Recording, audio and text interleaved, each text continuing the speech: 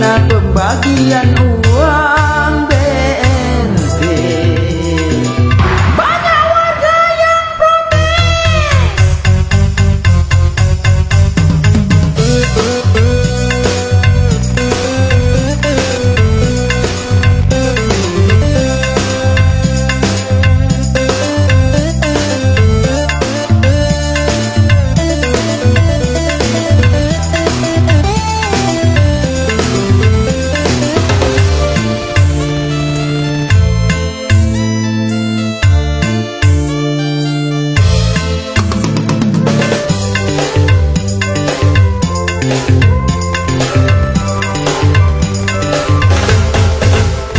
Gara-gara corona warga sengsara, tak bisa berusaha BNT.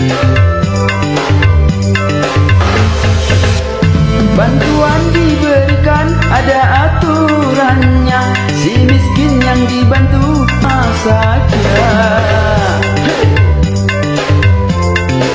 Saatnya kita kerja dari rumah. Bukan orang mampu, warga minta bantuan dibagi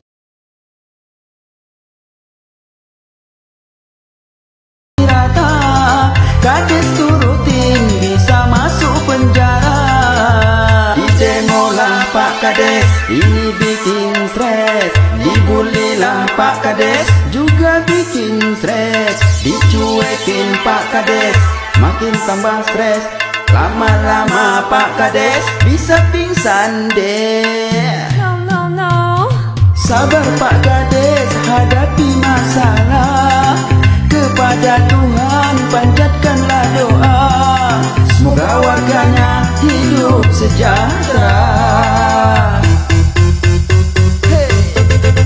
Des, oh Pak Kades, inilah ujian kita. Yang penting tak makan uang BNT. Pasti tak akan stres.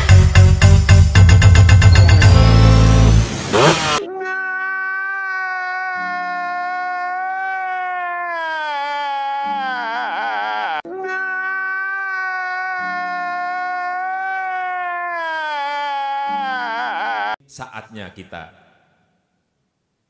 kerja dari rumah, belajar dari rumah, ibadah di rumah.